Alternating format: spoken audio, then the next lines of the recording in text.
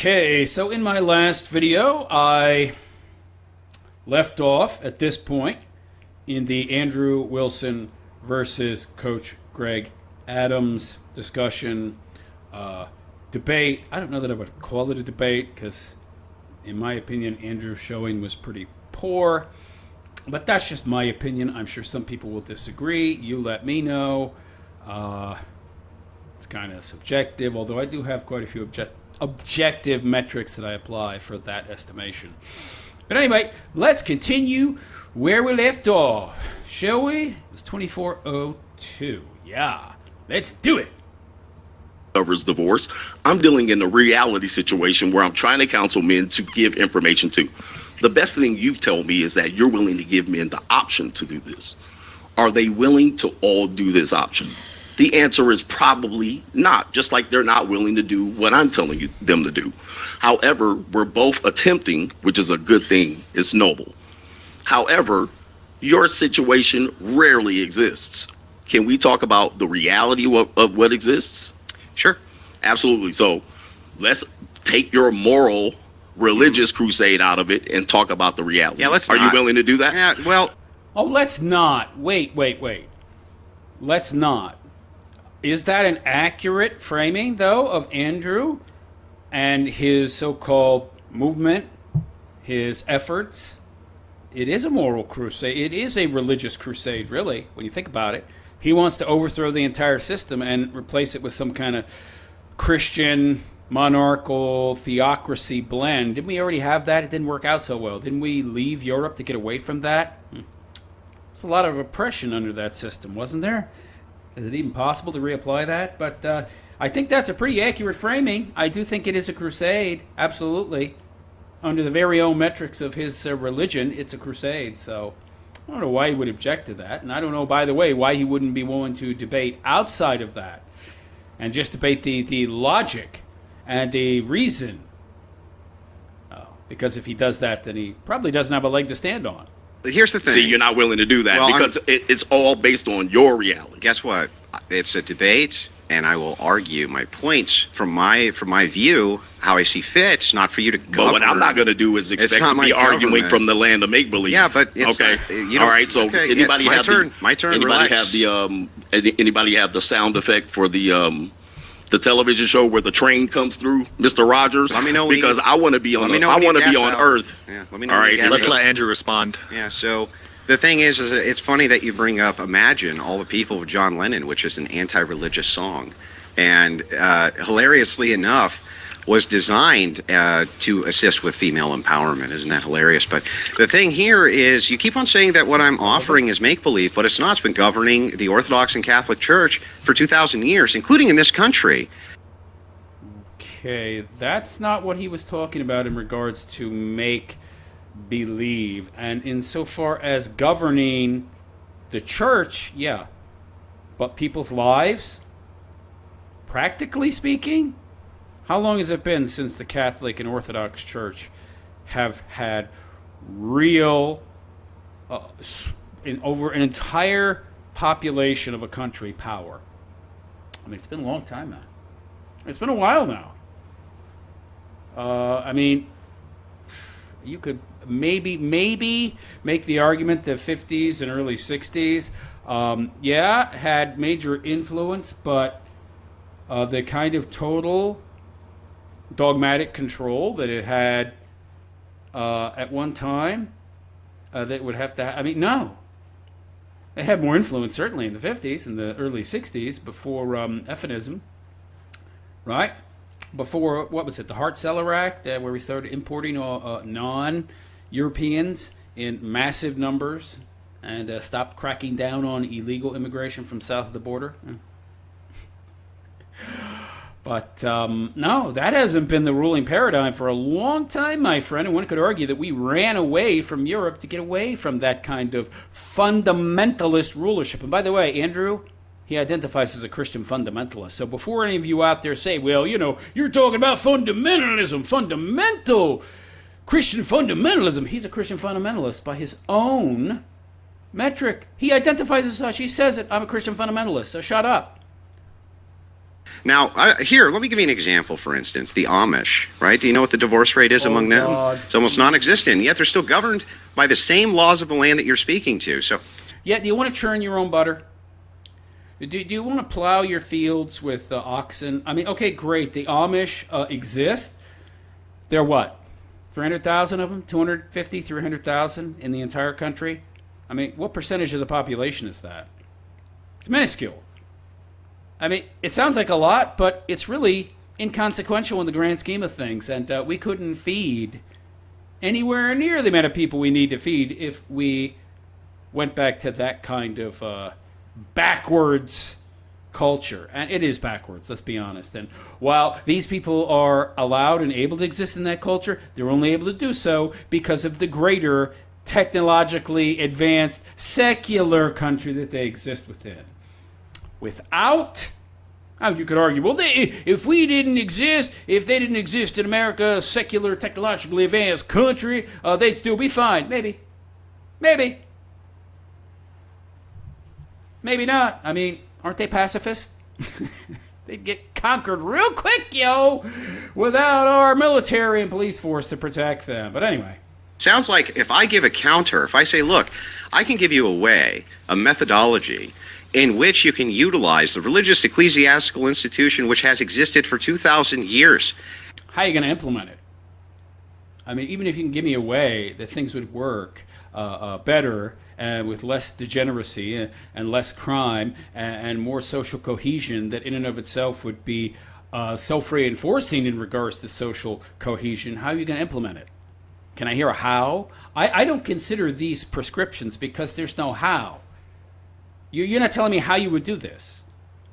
And has right now the lowest divorce rates, right this second as we speak. Not maybe. Yeah, but you're going to give us the numbers. How much lower? They're not actually that much lower. So, I mean, are they 50 times lower? No. 10 times lower? No. I mean, they're not all that much lower. Now, if you're talking about the Amish, okay, so what?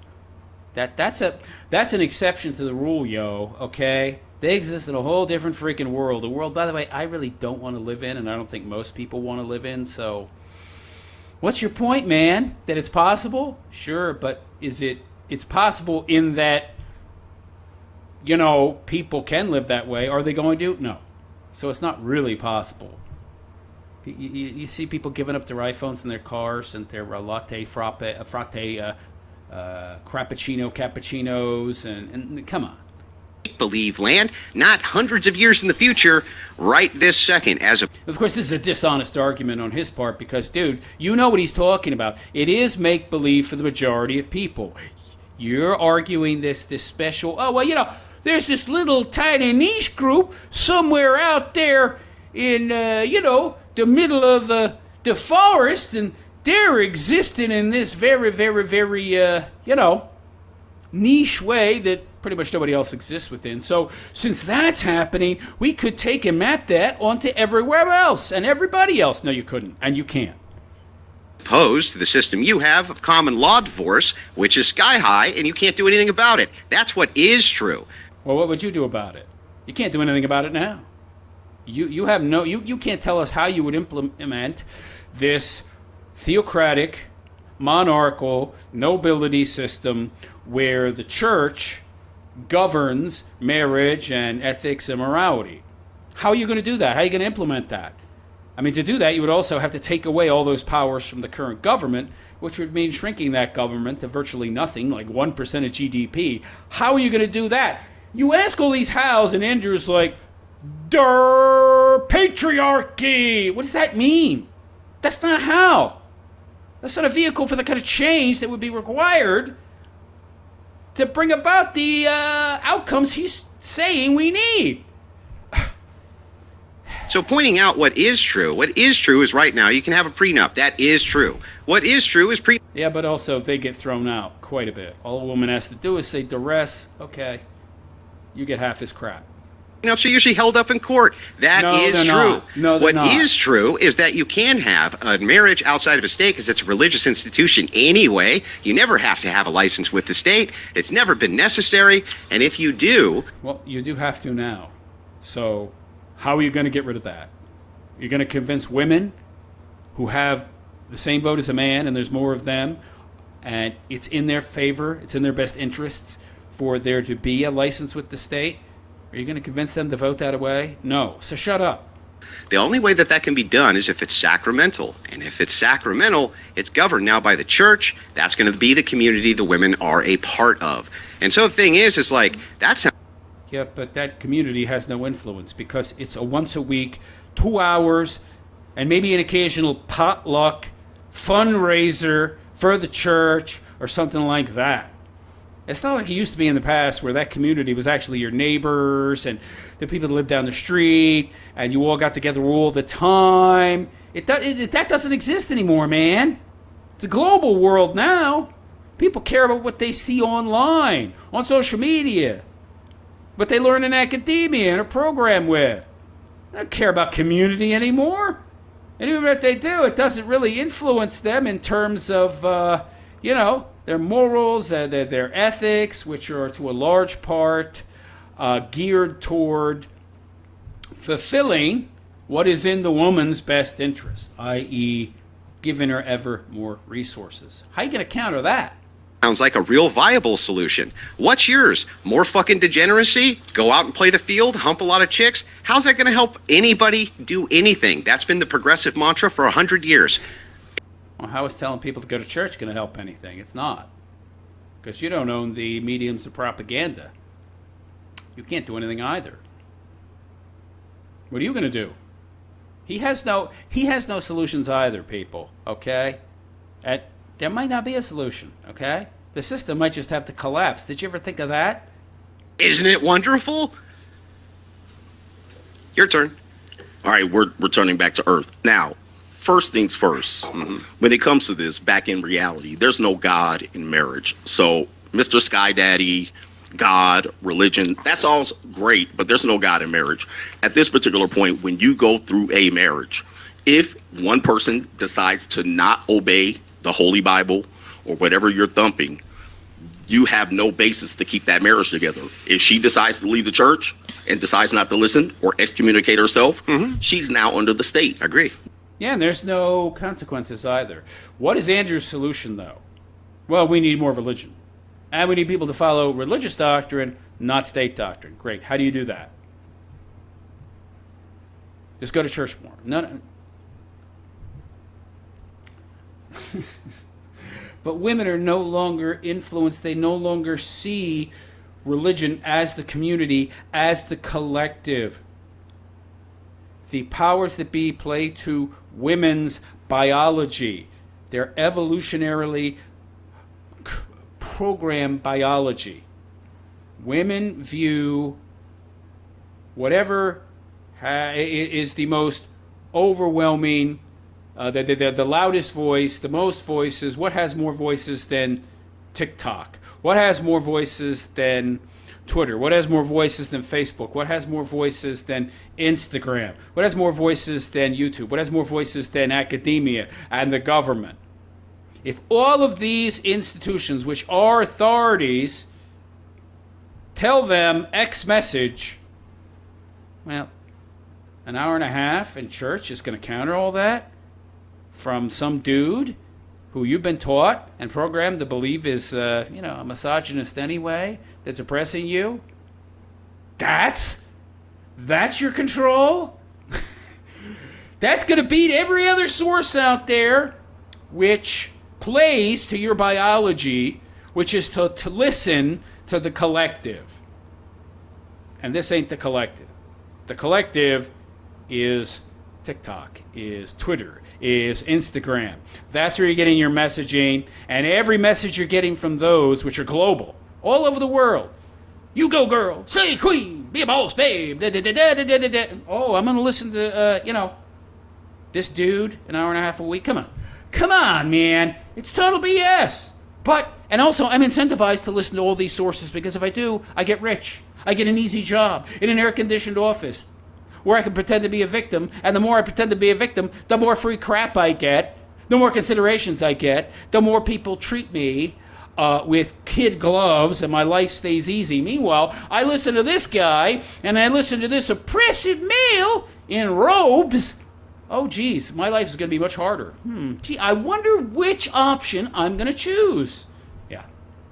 Now, when you're getting divorced, which I'm assuming you've been divorced, He won't answer. Well, I mean, that's a hell of It's not relevant. That's a hell of a something. He has been divorced, from what I understand. He's been divorced. From what I understand, he's had kids out of wedlock.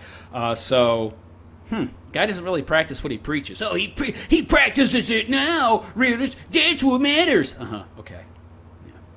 something to make. have you been divorced? Well, I mean, have you been married? Can you tell me, if you can tell me how that has any merit? Give me a second. Why would he be afraid to answer that question? He's afraid to answer. Well, if it's not important, then why don't you answer, Andrew? I'll tell you why it's important. Because you got to practice what you preach. And if you don't practice what you preach, then what you preach probably isn't something I should be practicing either. Now, that's not necessarily true, okay? It is possible that, hey, you could have a great diet plan and still be a big fat pig. But if I follow it, maybe I'll lose weight. Maybe you just don't follow it and you're a big fat pig. And maybe I do and I lose the weight. And you just lack the discipline to follow it, but it's still a good plan. Or you could argue, but realist, he follows it now. He just didn't in the past. Okay. So why doesn't he answer? Why doesn't he answer? Because if you've been through one, you would know that there's no God in the divorce court, in the family court. There's no God in there. No one asked you. There is the state in there.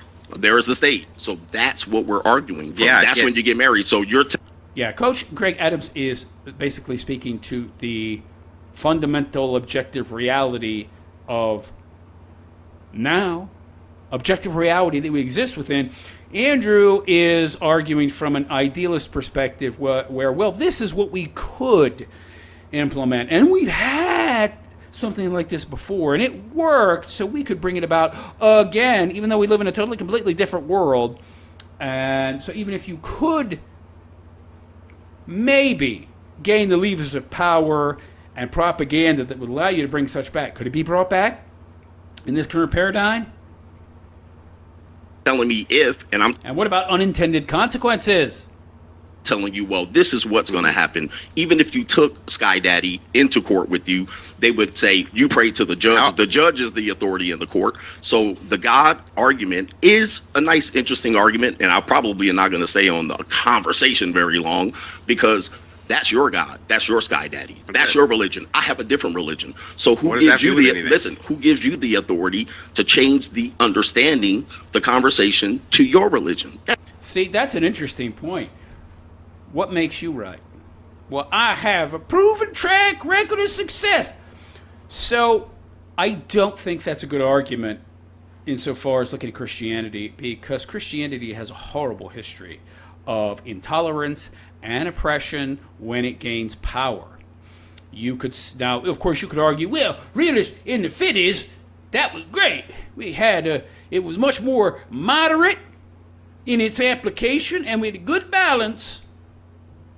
Okay, did you ever stop to think that the reason that the 50s were so good is because at that point we had been moving more and more and more away from religion and letting religious dogma and doctrine rule our lives. And at that particular point, we were at a point where it was the best it was going to get in terms of influence of non-religious views and religious views. And you could argue, okay, maybe that was a good balance. We could return to that. But can we? I mean, is that possible?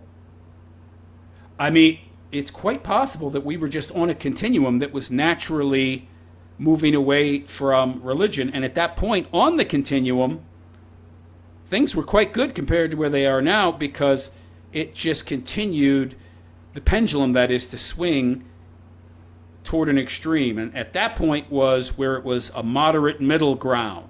And that's why it was perceived as the best time in our history, recent history. But how do you go back to that? How do you re-achieve that sort of equilibrium between state and religious authority? I don't know. Do you know? Does Andrew know? Can you achieve that? How? Can you tell me how? I don't think he's not even giving me a how. I don't know that there is a how, but you're going to have to give me some kind of how for me to take what you're calling a prescription seriously, and you're just not doing it. That's your religion. I'm not changing the conversation. Okay, anything. so it only We're works talking if about, it only works if you believe in your sky daddy. That's the only way it works, and that's the only way you're going to advise men. We're talking about mitigating risk. No. We're talking about, can men get into a marriage today only under your sky daddy? That's what we're assuming. We're only talking about mitigating risk. We're talking about the objective reality now. But when I want to talk about objective reality only, oh no, we can't just stop talking about my religious crusade. So we got to keep religion in it until it's inconvenient for me, and then I discard the religion, and now it's just about mitigating risk. And what? Do you see the contradiction Andrew just made there? So he wants religion in the discussion when it's convenient, and wants to become, a pragmatic, consequentialist type. Let's just look at the mitigating risk, not about the religion, when it's convenient also. Okay. Now, can they do it otherwise? Yeah, you can have secular marriage. Okay, go ahead and explain. Okay, yeah. Make it work. I just did. So Make it work. The argument that you have is that marriage is great. It's a great institution. We already covered this. Well, what made it great? We already covered What this. made it great? Can we go into why it would make it work for your secular? That's the question Yeah, I ask you. but- You're asking me questions back. Go ahead and Okay, answer the question. So if you're talking about secular marriage, there's never been any point to it. I'm sorry. There's never been any point to secular marriage, ever. So without Sky Daddy, Man in Sky, now it's not about mitigating risk. It's just completely, totally pointless. Unless there's argument from authority, fallacy in the form of an anthropomorphized God that represents all my values and virtues in a humanoid form. If that's not there, value and virtue aren't value and virtue. Virtues don't exist if there's no God. What? Okay. It's interesting argument, yeah. Never.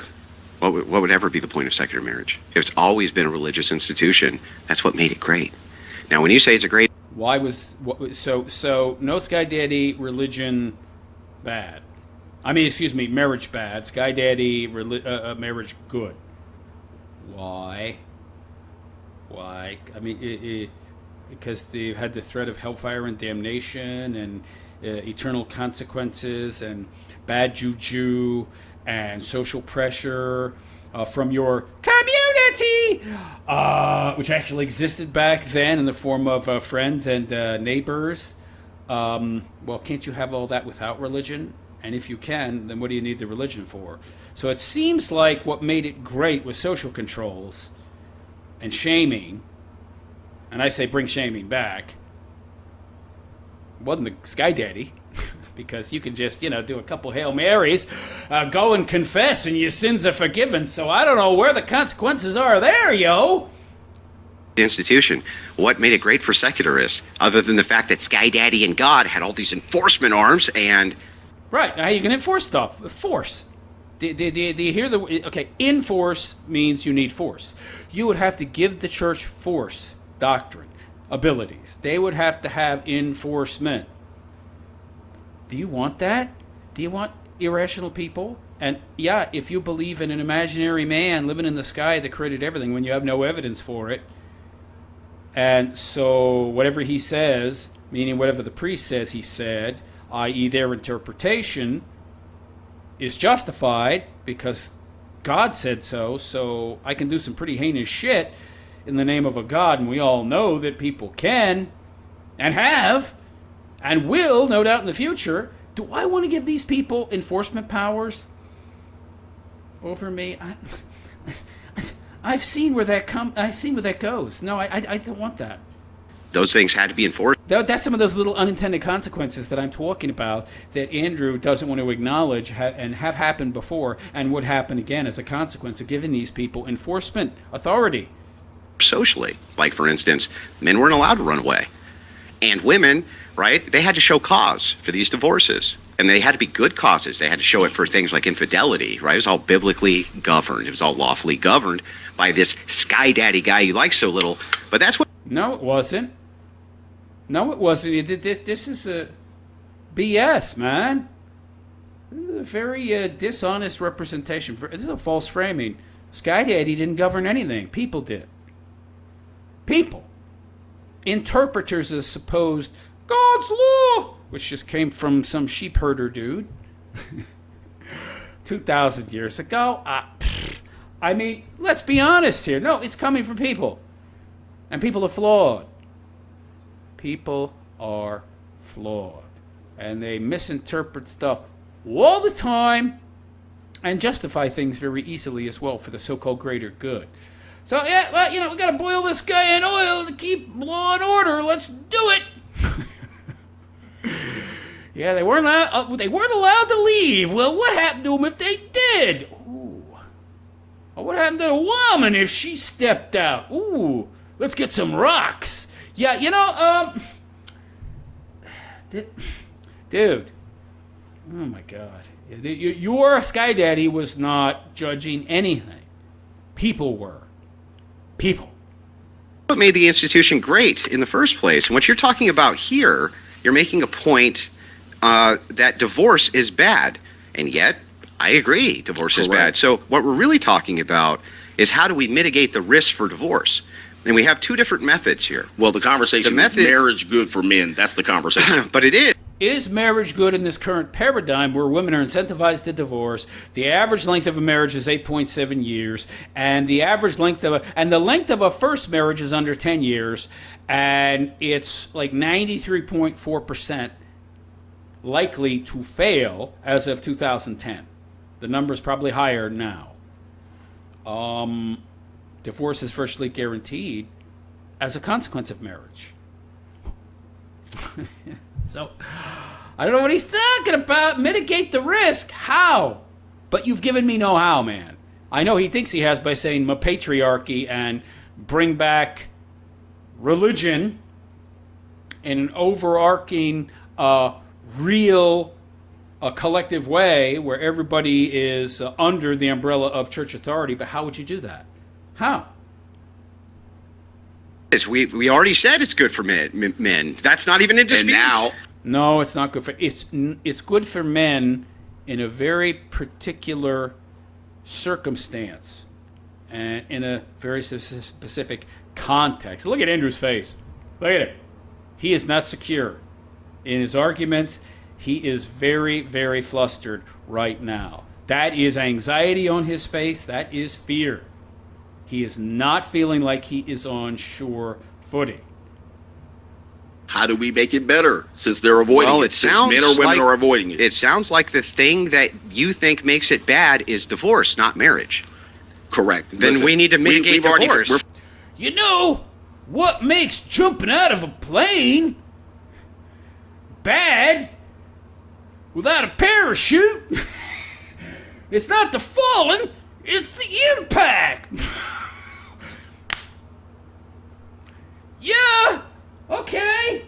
So, what do we do to mitigate? What do we do to stop the impact?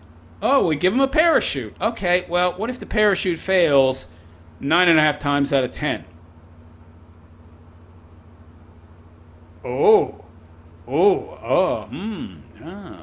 That's, yeah, you got a good point there. But what if we could find some way to make it only fail like 1 in 100 times? Oh, well, that'd be great. How do you do that? Patriarchy, baby. What?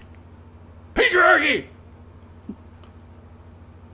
That's my prescription. Isn't it good? Give me money. How are you going to get things back to where men are running things? Wait. Religion. Religion's the answer. God, my Sky Daddy is the answer. Well, how exactly are you going to make that the governing paradigm and what rules morality, ethics, and law? But I don't know that. I just have, very macro prescriptions that, because they're so macro, they're not really prescriptions. But I tell you they are. Donate! 15 minutes in, and we are in the land of reality. You finally called up. Can you tell me how we can get to the secular man? You're talking about an imaginary man. You're not in reality. I'm sorry. He's correct. He's trying to deal in objective reality. You are dealing in subjectives and make-believe. I'm sorry, but you are. Marriage. I mean, I've given you a chance. So you're dragging your feet. So again, secular. There's never been any point to secular. And by the way, this is part of the problem with Andrew, is that his ideology and his preferences ignore the human element. It ignores the human element, the flawed human element. By the way, the lefty progressives are the same way. Well, that's not real socialism. If we had real socialism, everything would be great, everything would be fine, even as I ignore human nature and the fact that it's always been human nature that screws it up. Same with his religion. How do you counter the human effect?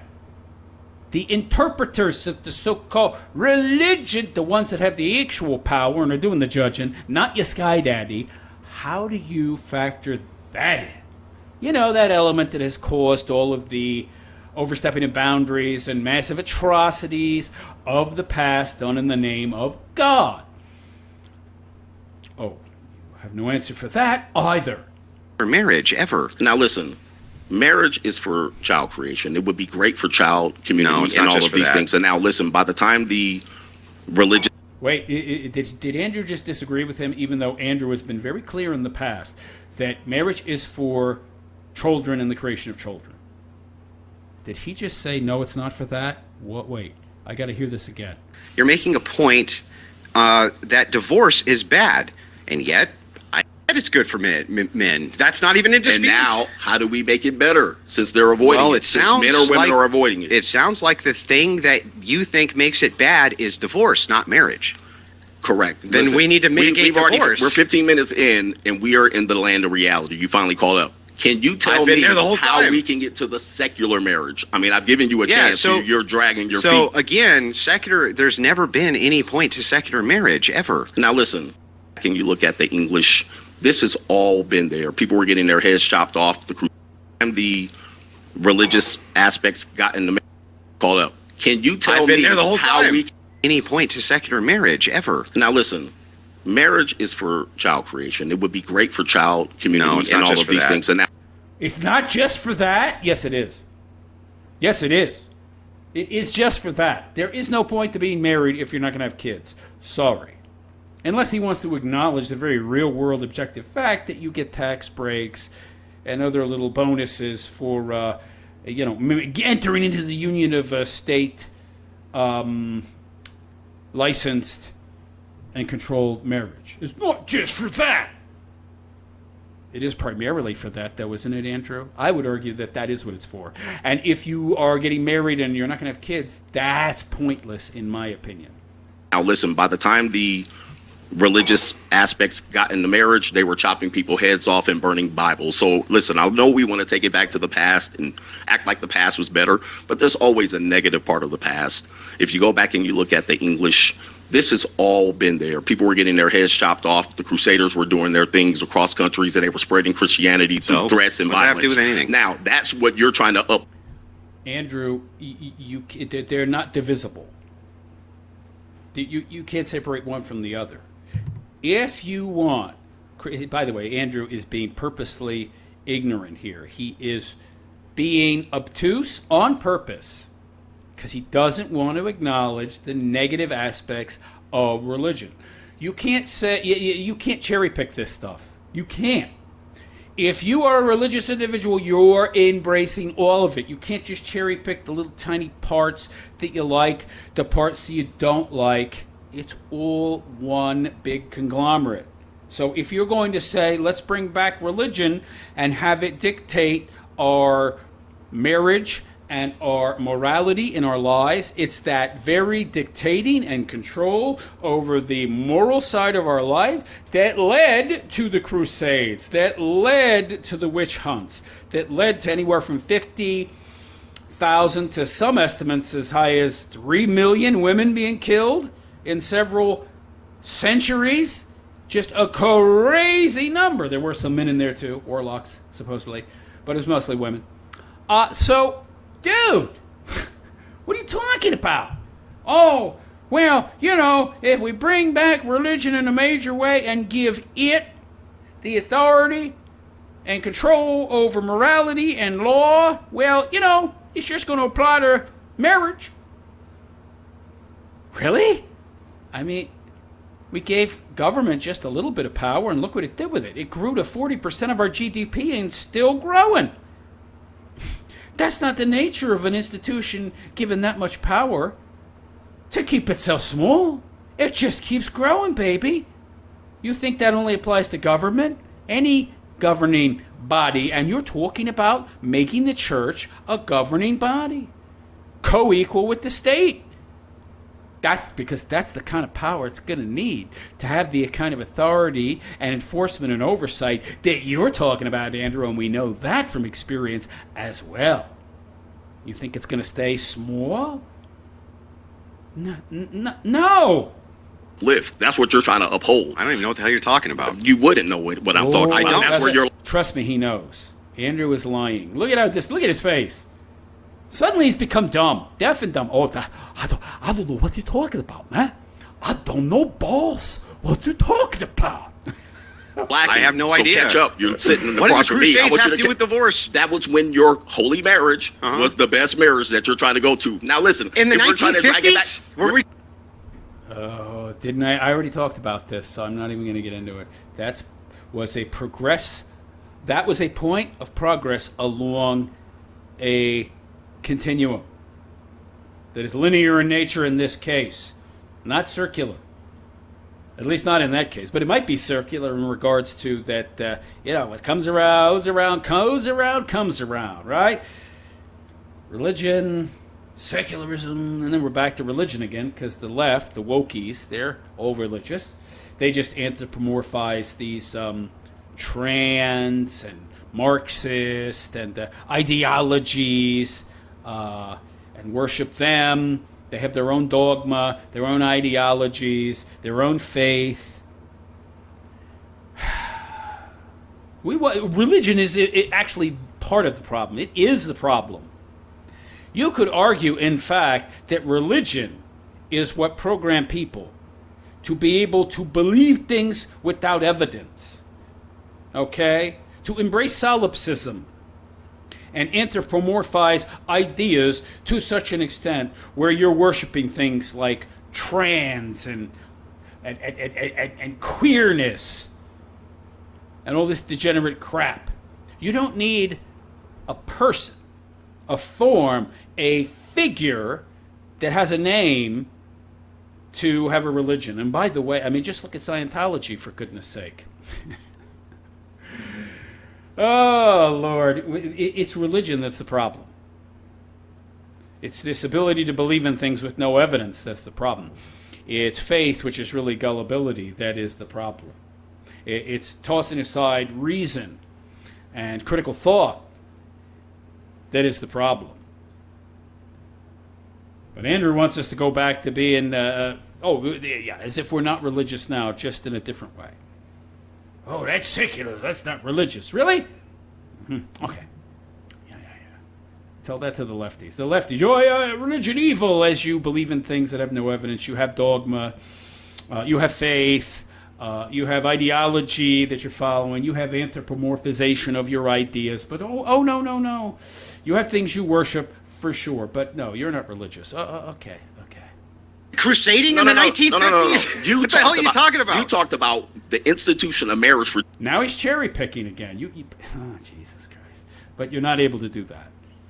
2,000 years. Yeah. Sir, do you need me to catch you up on what you're talking Yeah, about? but You're having trouble keeping up with me. do you know what You're marriage looked having like trouble 50 years keeping up ago? with me. You said I- 2,000 years ago. truly, and your I told intellect you is 2,000 dizzying. years ago, they were chopping people's heads off. Which has what to do with I anything? need you to catch up with me, sir. Okay. If you want to take things back to the past, you have to accept everything as the past. You can't just cherry pick. Now, What? here's the thing. You're cherry picking. If you want to take things back to tradition, take it all the way back. Why stop at the 50s? You can't. You really can't. You see, that's part of the problem. People aren't really able to govern themselves in that way. We can't not go to the extremes. It's just moderation is something that very few human beings are able to embrace. When given the chance, the opportunity, given the freedom to do so, people will choose extremes. Just look at how fat people are. Now, they'd be much healthier and happier if they chose to moderate their behavior, but just given a little bit of freedom and taking away a little bit of shame and saying, oh, it's okay, go ahead, eat what you want. It doesn't matter, it won't matter, shouldn't matter. Everything's a social construct anyway, and we're programming people, we're telling people, we're socially re-engineering people not to think being a big, fat, sloppy pig is bad, so you can get as fat as you want and somebody's going to love you, and if they don't, well, then they don't deserve you anyway. And in opposition to everything objective reality tells them, that men don't like that, men don't want that. What do women do? They give them a little license, they get as big as a house. And now look where we are. 2/3 of the population are obese. That's obese. That's not even overweight. That's just obese. 33% or more of their body weight is fat. How many are overweight? 80%. Look what happens to people when there's just a tiny little bit of license given. Oh, you could say, well, Viedish, that's even, you're making his argument. People need some kind of governments. They need governance. They need some kind of outside external enforcement to keep them in line to a certain point. Well, I agree. But that's not a religion. That's just objective reality. That's being taught the realities of the world. What works and what doesn't work. Reason and logic. Not Sky Daddy or you go to hell. That's not the answer. Take it back to the 1890s. What you're saying? Because people... The problem with religion is that it's absolute. There is no moderation. Whatever the dogma says, that's God's word, baby. That's the truth. And we got to protect people. And geez Louise, this world is just transitory. We got to protect that person's immortal soul. We got to protect everybody's mortal soul. So we got to stone some broad to death because she cheated on her husband. Well, you know, you got to do what you got to do. It's people's immortal souls. People are not able to moderate, to temper their behavior. They're just not so good at it, really. And say, well, that's what the religion's for. If you want people to moderate, if you want people to temper their own behavior and control themselves, they need to be taught the truth, not lies, not BS about, oh, it's this way because God said so. It's this way because we that love the trans and the LGBTQXY community say so. Because we who love the downtrodden, basically the class that whatever class isn't the majority, whatever that class is, they say so. What's best for them? That's the reality. We're in the right, even though everything is just my truth. So relativism. As I run around saying there's objective truth, so you're contradicting yourself. Well, that's the case. My dogma says so. No, you don't need that. And you've got all of this messaging that removes consequence, right? And he's saying you need a God there to say, here's consequence. No, you just need to educate people about how the real world works. Do I need a God? Do I sound like I worship anything? I'm not fat. I'm not running around graping people. I'm not running around doing wrong, doing evil. How the hell am I a good person, a moral person, without the Sky Daddy? Huh? I don't need a Sky Daddy to moderate my behavior. Neither do you. Ay, ay, ay. Right now is so incoherent. I actually don't. And my point is that people are so easily led astray when you remove logic and reason and critical thinking that you can get them to do horrible, evil things in the name of something greater than themselves. But if you give them logic, give them reason, give them real, true understanding of how objective reality works, you remove, to a great degree, that kind of excess in behavior. Oh, but no. Let's just embrace irrationality and embrace license to do certain horrible things because, oh, look, it's in the name of the greater good. And this guy argues not to be a collectivist. Okay. Even understand Well, it. that's what. Listen, when you're It's when completely you're running out of bullets, incoherent. when you're running out of bullets, Well, the it's last just thing you do incoherent. is the shame. All right, I'm listen, not even trying to are shame you. It's struggling? just incoherent. I need you to catch up with me. Okay, catch me. It's not incoherent, Andrew. You're just purposely being obtuse. It is on purpose. Just say you're lacking if you can't keep it up. It's all right, now here's the incoherent. problem. It's incoherent. Here's the problem. Here's the problem. I don't know what to tell you. I love Andrew, the fake laugh. All right, yeah, that's cope. I don't know what to tell you. I really want people to make light of what you're saying, and so this is my attempt in a way to kind of, indirectly poison the well by laughing, implying that it's so farcical and comical what you're saying. It was totally incoherent. No, it's not. I understood it perfectly. Here's the problem you're having. 2,000 years ago, they were chopping heads off. Who gives a shit? Listen, what does that have you to do with said anything? 2000. The very same idea. This is what's interesting to me. This is the very same ideology you want to bring back to the forefront. The very same doctrine and dogma. What are you talking about? What Coach Greg Adams is saying is you can't separate them. It's not. This is all part of the same book, the same Bible, the same religious teachings. Ay. 2,000 years ago, I'm coming up with yours. Your holy religious 2,000 years ago. It's been a part of What the does that institution. have to do with this? Exactly. I don't know if I can watch any more of this, man. This is so stupid. Just the feigned ignorance and obtuseness, and it's just, oh, this is so dumb. He's so dumb. Oh my God! But it's not. He just doesn't want to acknowledge, right? This is that kind of cognitive dissonance that kicks in with religious individuals. And this is another problem. Anything that comes into their purview, their perception, that goes against their religious dogma, the doctrine of their religion, anything about what their religion teaches about how the world supposedly works, or morality or ethics, it's just, no.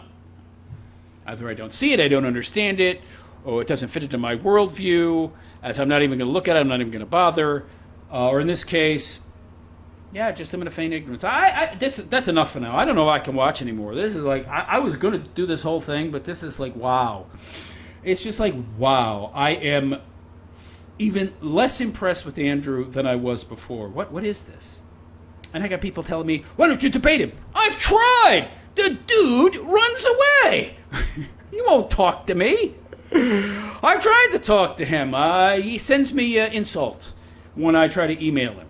Half a dozen emails calling me F this, F that, F A G this, and it's just, he won't talk to me. That's for sure. It's all downside for him. I have no audience, and he would get the floor wipe with him.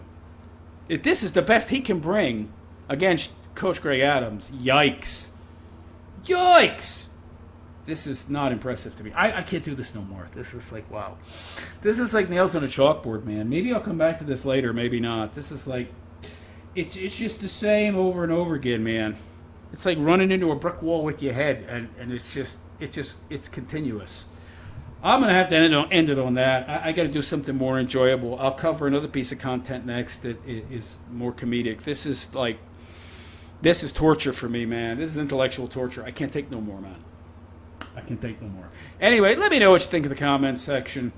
Is Andrew right? Can you bring back religious institutions to such a point where they have so much influence in our lives that things can go back to the 1950s, or is there no going back? Are we just on a continuum that is naturally progressing? No, I don't say progress. I'm talking about progressing, as in moving linearly, that in such a way that there is no going back, because you'd have to invent time travel, because things have changed too much. Can we go back? Can religion regain the kind of prominence and influence of people's lives without the levers of social control that are now the main way of influencing people, i.e. social media, academia, and to a certain extent the mainstream media, which is anti-Christian now, as is pretty much academia, and, well, they're anti-Christianity, even though they actually themselves are religious. Can you go back to Christianity being the ruling moral force when you don't control the levers of power, the printing of the money, or social influence? I don't know. I don't think so. I don't see how. But let me know what you think in the comments. And please like and subscribe to my YouTube channel if you have not already. You'll also find me on BitChute as The Realist Philosopher. And go check out my Kick account. I am going to be moving over to Kick once I get it to go over there from my YouTube. You'll see the address at the top. Kick.com/the MGTOW Philosopher. Leave a comment. It's good for the algo. Give me a thumbs up if you like what I have to say. Hit the notification bell. And I honestly think I've said all I have to say on this discussion between Greg Adams and Andrew Wilson, because I think it's just going to be this back and forth about, arguing from Coach Greg Adams what is the ruling paradigm now against the idealized world that Andrew wants to come back, but I don't think can. So on that note, I wish you all a good and pleasant day, and take care.